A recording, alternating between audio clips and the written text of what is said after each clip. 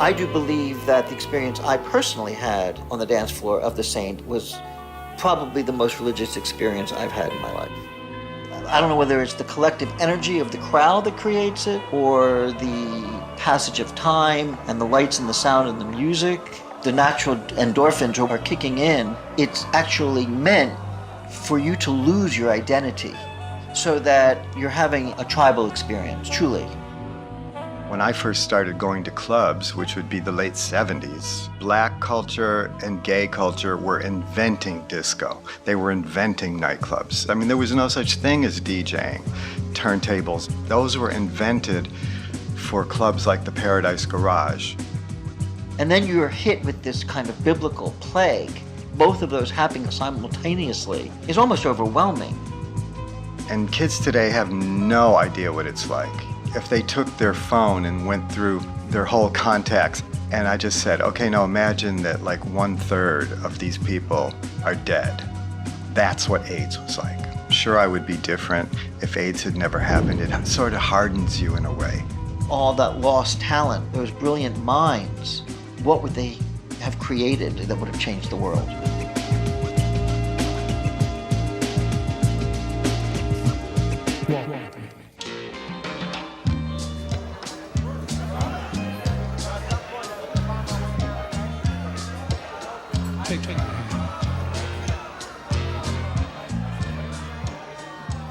Gay nightlife is crucial to the survival of the queer colonies. Bars, discos and bathhouses from the 70s have thrived and multiplied, becoming an integral part of Stonewall Nation's economy and culture. Like the bistros of Paris, or the pubs of England, leather bars with rich histories are at the heart of many communities. None has been more influential than the Ambush, which opened its doors in 1973. For the past 4 decades, leather men have gathered here for business and pleasure. It was under the red lights of the Ambush that a group of doctors and activists had the first meeting of the Gay Men's Health Force, an organization dedicated to the health of the colonies. The GMHF would develop a groundbreaking medical treatment that would change sex and nightlife forever. By the 90s, gay disco culture had penetrated the mainstream so deeply that rush poppers were advertised to housewives on daytime TV, and colonies received government subsidies to build gay clubs the size of cathedrals, to revitalize local economies. Stonewall Nation has become a global destination for entertainment and decadence. This influx of people and freedom had its consequences. At the end of the 90s, a rise in venereal disease posed a threat to the health of the colonies. However, the government offered little assistance for this, so Stonewall Nation funded the GMHF to develop a solution. What resulted was the most innovative medical advancement since antibiotics.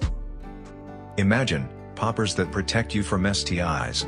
Introducing Herrera, the first inhalable prophylactic developed by the Gay Men's Health Force. Herrera prevents the sexual transmission of viruses, bacteria and parasites.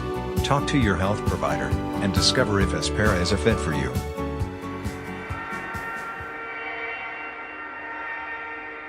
The advent of inhalant prophylactics was revolutionary, but its astronomical price tag made it accessible to only the wealthy.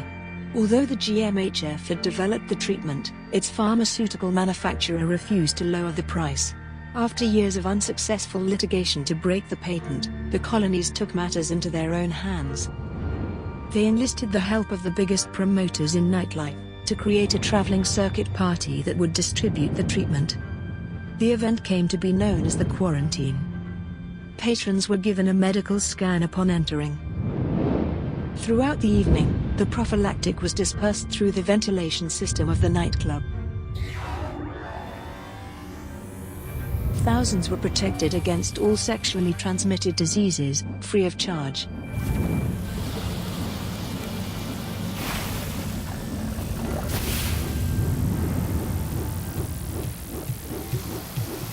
For the first time in history, disease would have no dominion over sex.